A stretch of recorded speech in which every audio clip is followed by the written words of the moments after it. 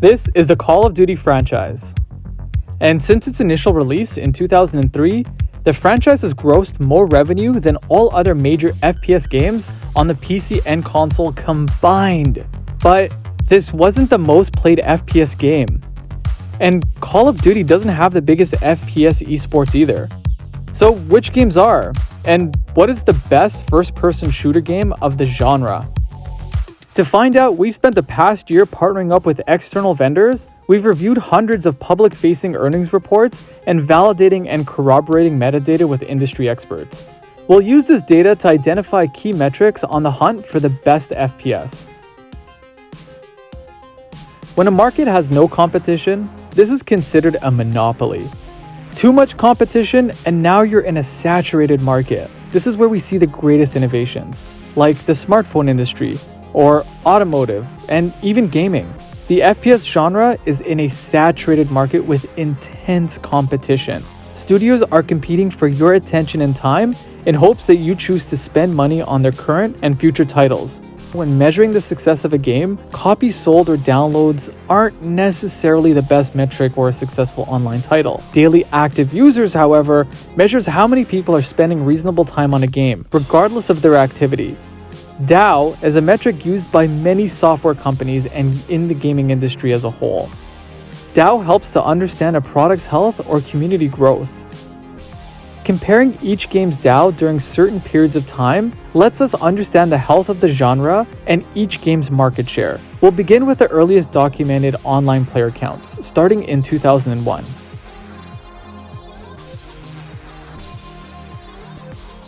The Halo franchise was then released in 2001, with the most popular being Halo 3. The IP expanded to include several games, books, comics, and other media. The franchise would sell over 81 million copies in its lifetime and gross over $10 billion in revenue. In 2002, the Battlefield franchise entered the scene. Primarily developed by EA and DICE, the series has received critical acclaim for its gameplay and graphics. The franchise would gross over $2.7 billion throughout its lifetime.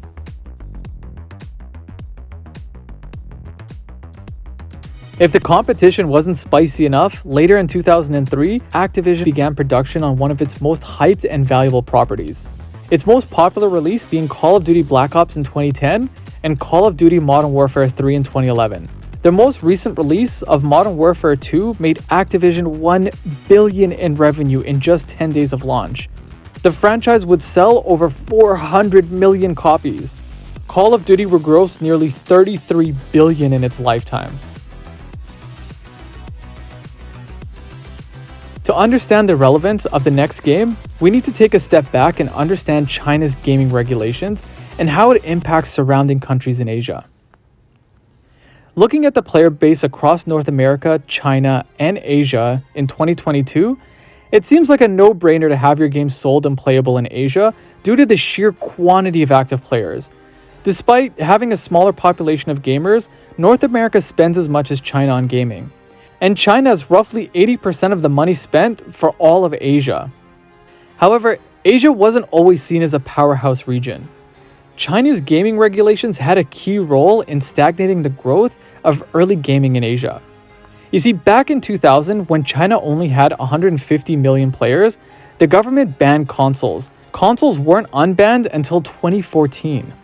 Then, in 2002, games must be approved by the Chinese government before it can be published. This includes patches and game updates, which slow down game development. In 2010, when China had 196 million players, a policy rolled out that made all monetized games require an operational partner and pay costly licensing fees. Going back to 2007, Asia was seen as a region that just wasn't worth the delayed software updates, or the cost of licensing fees, or reducing game graphics to accommodate the lack of adequate PC and console hardware. As a result, millions of gamers in Asia were just left unserviced, until one man changed everything. Meet Kwon Hook Bin, a self-made billionaire and the fifth most richest man in Korea. He single-handedly saved the FPS genre in Asia and laid the groundwork for future gaming studios to effectively penetrate the Asian region. His FPS game would win the Guinness World Record in 2016 for most monthly active users at 46 million. In 2014 alone, his game would generate 1.4 billion in revenue. The company, Smilegate. The game, Crossfire. At this time, innovation in FPS was heating up due to the competitive nature of the genre. Each game brought something new to the table. When it comes to storylines, you had Halo 3, focused on engaging campaigns and smooth controls.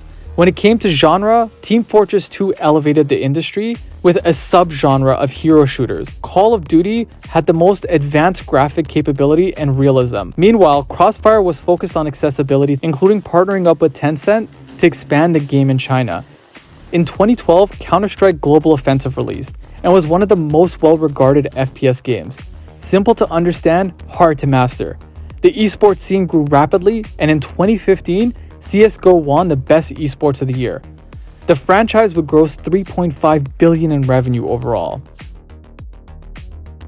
At this point, the console wars resulted in a lot of new players coming into the genre.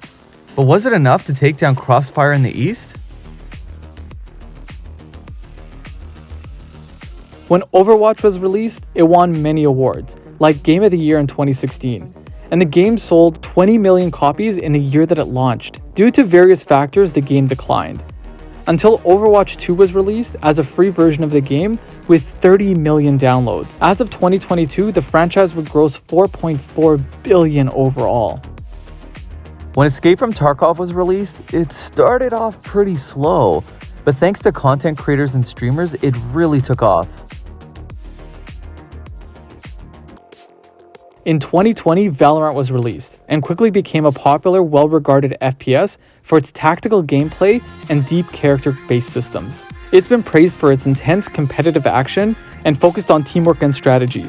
Valorant is also a game that is intentionally designed to run on lower-spec computers to capture the Asia market and make the game accessible globally.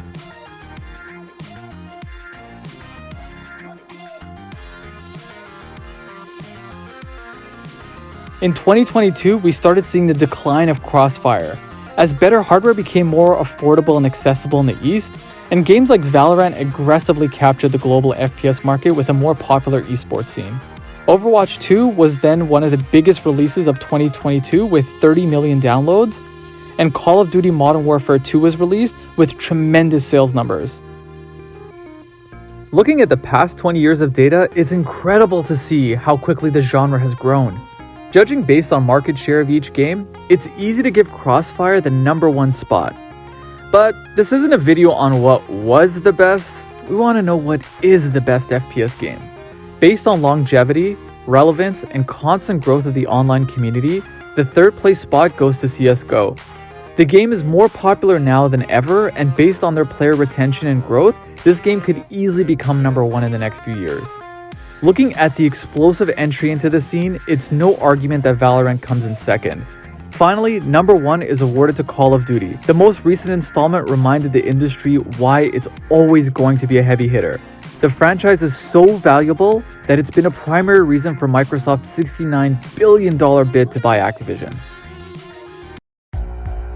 There's a secret ratio that is being tracked every day in the gaming industry and tech as a whole that companies don't want you to know about. It's called the stickiness ratio. Stickiness is found by multiplying the daily active users with the monthly active users to identify how often players are coming back in a given month. Why is this ratio such a big deal? Well, retention metrics like stickiness ratio actually measures how addictive a product is. You see, it's industry standard that a successful app has a solid stickiness ratio anywhere between 10 to 20%. Gaming studios hyper-focus on this metric because the higher the stickiness ratio, the cheaper the consumer acquisition cost becomes.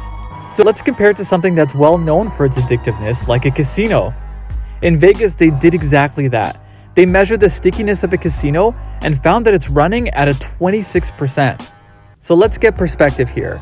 Streaming platforms like Twitch is clocking in at 29%. Instagram is at 33%.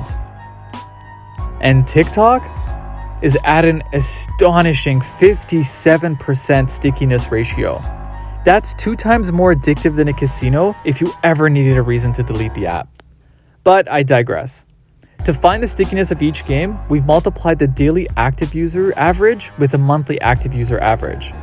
We found the top 3 to be number 3 at Team Fortress 2 with 20.7%, Counter-Strike with 23.9%, and Valorant at 27%. This is Kim Kardashian. She's about to do an unboxing for a makeup product. I'm going to show you guys. Why do you talk different? Why do I talk different for what? For my videos, I'm the same human being. I don't talk different. Her daughter comes in and then crashes the ad completely. How do I talk different? Okay. Guys, do you think I talk different when I'm talking about contour? Yeah. You do too? How do I talk? What you just witnessed is a masterclass in advertisement. Being relatable is paramount to push a product. This is why many companies choose to pay an influencer instead of corporate pushed ads. Of course, Kim could have just reshot the video and made it more professional, but she knows better than that. That's because it's difficult to be relatable as a supermodel celebrity, but it's far easier to be relatable as a mom. The Instagram post went viral. Charm Luxe had strong sales and captured a wider audience as a result, and this is why Kim can command a $900,000 charge per ad. Streamers and content creators serve a similar function to Kim, as they keep a brand relevant and top of mind. The more relatable the streamer playing your game, the more authentic it feels when gamers choose to play that game. What? And the esports scene shows the glory and intensity of peak performance at the highest competitive level possible. This is marketing a game without feeling like a game is being marketed at players. This is how games retain you as a player. This is the retention engine. Without it, games fall into obscurity. We'll compare the most popular esports and the most actively watched FPS titles. Looking at data from various partners and crawling platforms to verify the hours watched, we have the top games in 2022. Escape from Tarkov with 369 million hours watched. Next up is Call of Duty with 444 million hours watched. The third most watched FPS is Overwatch 2 with 608 million hours. In second place is CSGO with 648 million hours watched. And with more than Call of Duty and CSGO's watch time combined at 1.1 billion hours watched, we have Valorant taking the first place. Esports Charts has the most relevant and up-to-date information on esports finals for 2022. Fifth place is Halo Championship with peak viewers at 143,000. Fourth and third is Call of Duty League and Overwatch League, as Activision signed an exclusive deal with just YouTube to be the sole streaming platform. Second is CSGO Blast Premier Spring Finals with 762,000 peak viewers. And first place goes to the best esports winner of 2022, Valorant, with a whopping 1.5 million peak viewers. Based on the success of the respective esports scenes, but also the amount of content creators and streamers keeping the community active and advertising the game, Valorant takes the #1 spot here, followed by CSGO in second, and then Overwatch 2 in third. In 2013, Flappy Bird was released, and just 1 year later, it would become the most popular app and have over 50 million downloads and generate 50,000 a day in ad revenue. Now, you may have just heard about the latest gaming sensation, Flappy Bird. Flappy Bird, the mobile game Flappy Bird. Independent developer. That's why this is kind of such an exciting story. This is the art of simplicity. No tutorials, no steep learning curves, just tap, tap, tap, tap, tap. The game was also free to download, available in every region in the world, and accessible on all mobile devices. Flappy Bird demonstrates that the success of a game is predicated on the learning curve, pricing, hardware, and being global, which forms gaming accessibility. Luckily for the FPS genre, the games don't typically have a steep learning curve. You just have to aim and click heads.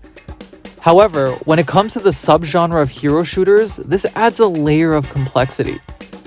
The genre is mostly moving away from a pay-per-title model, and more towards free version with in-game purchases. For hardware, we'll look at accessibility through a funnel. Overall, there are roughly 3.1 billion gamers in the world across all devices. Of that, 45% of gamers are purely on mobile. That means 1.7 billion gamers are a mix of PC and console. And 28% of them are purely on consoles, which means that 1.2 billion gamers are on PC only. And roughly 80% of PCs run on low-spec hardware, which means only 240 million gamers can actually access the high-intense computing requirements of certain franchises. This is the brilliance of games like Counter-Strike and Valorant being intentionally designed to run on low-spec PCs. Games need to be available globally for a strong competitive scene and to grow the market share. Unfortunately, Call of Duty and Overwatch 2 have recently removed ties with their operators in China over the past few years, and moving forward will no longer be accessible in China, which negatively impacts accessibility across Asia. Looking at every axis of accessibility, there is no surprise that Counter-Strike takes the first place here, followed by Team Fortress 2 in second, then Crossfire in third. Let's use the facts laid out in this video to crown the best FPS. CSGO comes in at rank 3. It was the top 3 in nearly every category we measured, and it's extremely accessible. Valve knows how to create a property that could stand the test of time. To have a game that's still relevant, profitable, and highly watched is incredible for a game that came out in 2012. Its esports scene is thriving and the player counts continue to grow. Top 2 is definitely Valorant versus Call of Duty. Call of Duty is ranked 1 where it matters the most to studios, market share and revenue, whereas Valorant is ranked 1 where it matters most to players, addictive to play, and fun to watch. That being said, Modern Warfare 2 grossed nearly 2 times Valorant's total revenue in just 10 days. You've made $1 billion! And you've done it every year! However, it continues to operate with a very antiquated costing model of annual purchases, not to mention the looming fear that the future of Call of Duty seems to be behind the paywall on the Xbox Pass. Is because they're trying to build out their gaming subscription service, Game Pass. The game has a difficult time getting players hooked to come back, as the studio's primary focus is on new releases, and they're still figuring out the esports scene. I don't know, maybe publishing your finals beyond just YouTube might be a good start. Not to mention the questionable decision from Activision and pull out of China in 2021. Valorant, on the other hand, wins the best esports of 2022. According to Tencent, the game's revenue had a strong 2022 performance. Sure, it's not at the level of value of Call of Duty yet, and many critics say that Overwatch had similar success in its first few years of launch, and that Valorant just hasn't proven itself yet in a saturated market. However, when we looked at Overwatch at its peak, it didn't have the stickiness, market share, or retention engine like Valorant currently has. On top of that, the amount of hours watched per year shows how Valorant is rising well above the competition. This leaves Call of Duty as a close second, and Valorant reigns supreme as the #1 best FPS game of the genre. What is the next genre that we're gonna do? You decide in the comments below. Our endgame is to do a breakdown of each genre and pit the best games against each other to crown the best game ever. Let us know what you thought of the top 3 FPS games. We read every comment. If you liked the video or learned something new about gaming, consider joining the community by subscribing and liking the video. We'll see you in the next one.